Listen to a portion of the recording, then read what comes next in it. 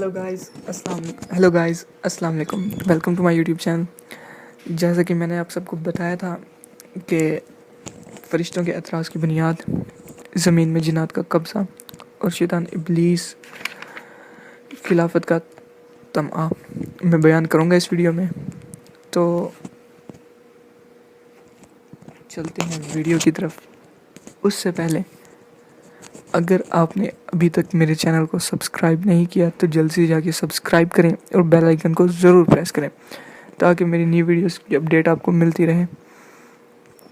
تو بڑھتے ہیں آج کی ویڈیو کی طرف۔ فرشتوں کا اعتراض کی بنیاد۔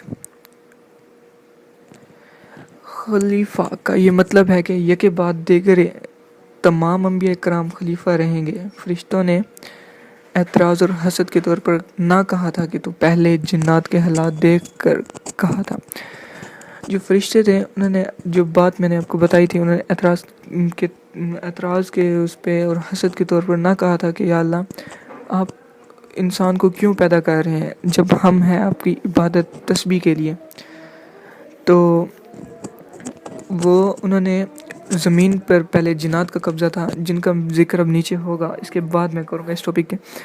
تو اس وجہ سے کہا تھا کہ جو جنات تھے انہوں نے زمین میں تہلکہ مچا رکھا تھا، اور لوگوں میں سب ہی تو نیک نہیں ہوتے۔ اور اس بات پہ بھی تھا کہ لوگ جو ہم انسان پیدا کریں گے ان میں سبھی نیک تو نہیں ہوتے، کچھ مساوی بھی ہوتے ہیں، کچھ برے بھی ہوتے ہیں۔ اور فرشتے تو نوری مخلوق ہیں، فرشتے تو حسد بخل وغیرہ کا تو مادہ ہی نہیں رکھتے۔ ہر مخلوق خون بہانے والی ہے اور فسادی ہوتی ہے، مگر فرشتوں میں یہ مادہ ہی نہیں ہے۔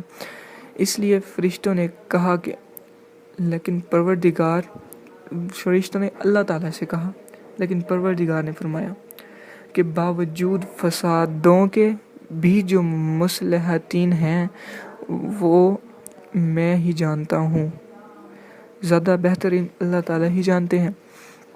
تو آگے ہے تمہارا علم وہاں تک نہیں پہنچ سکتا جتنا میں جانتا ہوں کہ ان انبیاء اور صدیق اور شہداء، عابد زاہد اور اولیاء، نیکوکار، ابرار اور مقرب بارگاہ الہی ہوں گے، اور علماء صالح متقی پرہیزگار ہوں گے۔ اس بات کو سن کر فرشتے صبر میں آ گئے اور انہوں نے اللہ تعالیٰ کے حکم پر عمل کرنا شروع کر دیا۔ تو آگے چلتے ہیں زمین پر جنات کا قبضہ۔ زمین پر جنات کا قبضہ تو یہاں پہ ہے، حضرت ابن عباس رضی اللہ تعالیٰ عنہ نے فرمایا، پہلے زمین پر جنات کئی ہزار سال حکومت کرتے رہے، سب زمین پر قابض تھے، حیوانات نباتات سے نفع اٹھاتے اور آسمان پر آتے جاتے تھے۔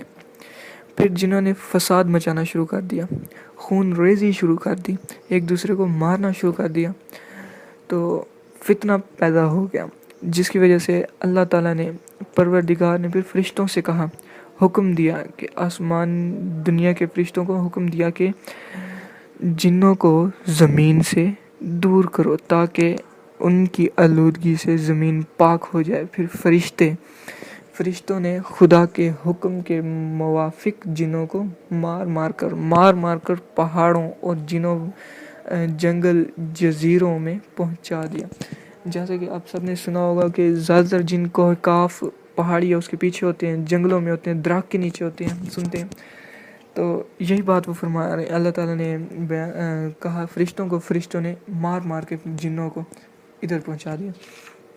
تو آگے بڑھتے ہیں ابلیس کی خلافت طمع کی طرف کہ ابلیس نے کیسے خلافت کی۔ تو ابلیس العین بھی انہی میں سے تھا، ان کا نام تھا عزازیل تھا، اس کا نام عزازیل تھا۔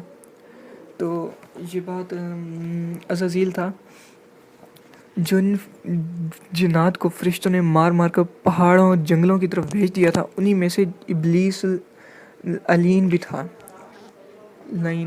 جس کا نام تھا عزازیل تھا، اور علم اور عبادت کے سبب سے جنوں سے ممتاز اور الگ تھا، فرشتوں میں رہتا تھا، اور وہ بھی فرشتوں کے ہمراہ آسمان پر گیا۔ جو جن تھا نا، اللہ تعالیٰ نے اسے ناراضگی تھی تو وہ زمین پہ آ گیا، جنوں کے ساتھ رہا. جب جنوں نے انہیں مارا، فرشتوں نے انہیں مارا جنوں کو، تو جنوں کے ساتھ فرشتوں کے ساتھ وہ آسمان کی طرف چلا گیا. وہ بھی فرشتوں کے ہمراہ آسمان پر گیا اور غدر بنایا کہ میں اور میری اولاد ان فسادوں میں شریک نہ تھے. حق تعالیٰ نے اس کو فرشتوں کی سفارش کے سبب سے مارنے اور نکالنے سے محفوظ رکھا. تو اللہ تعالیٰ نے اس سبب کہ اس کی جو سفارش تھی فرشتوں کو، اس نے بیان کیا تھا کہ میں اور میری اولاد ان میں سے نہیں تھے. تو اللہ تعالیٰ نے سے فرشتوں نے سفارش کی، تو سفارش سے اللہ تعالیٰ نے فرشتوں کو منع فرما دیا کہ تم ابلیس کو، جس کا نام عزازیل تھا، اسے نہیں مارو گے. پھر شیطان کو یہ طمع ہوا کہ سب جنوں کو مار کر نکالا گیا ہے اور اب میں ان کی جگہ قابض اور متصرف رہوں گا. پھر عبادت میں اور زیادہ کوشش کرنی شروع کی. جب آسمان کی طرف سے کہ فرشتوں کو کوئی حکم پہنچاتا تو لعین فرشتوں سے بھی پہلے اس کام کو پہچانتا اور فرشتوں کے ساتھ اس کام کو سر انجام دیتا.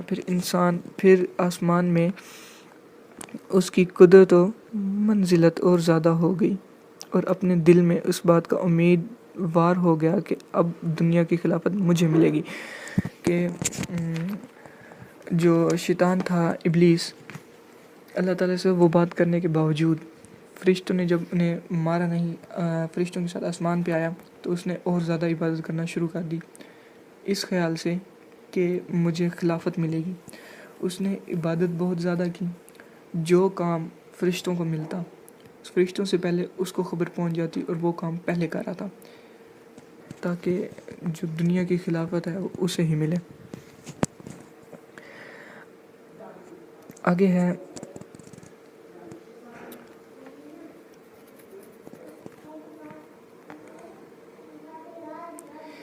تو اس کو پورا یقین ہو گیا کہ اب دنیا کی خلافت اللہ تعالیٰ مجھے ہی دیں گے. پھر خدا کا حکم فرشتوں تک پہنچا کہ اس وقت شیطان نے جانا کہ یہ قدر و منزل خدا مجھے نہ دے گا. فرشتوں کو جب حکم ہوا کسی بات کا تو پھر شیطان کو سمجھ لگ گئی کہ اللہ اب مجھے خلافت نہیں دیں گے. سب بندگی اور عبادت ریاکاری کی تھی، اس لیے اس کے دل میں حسد جوش کر دیا.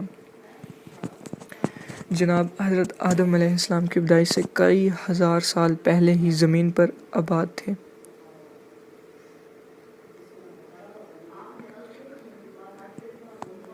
اللہ تعالیٰ نے ارشاد فرمایا، اس کا ترجمہ کچھ یوں ہے: البتہ پیدا کیا ہے انسان کو ہم نے بجھنے والی مٹی سے جو بنی ہوئی تھی کیچڑ سڑی ہوئی سے، اور پیدا کیا جنوں کو پہلے اس سے آگ لول والی سے.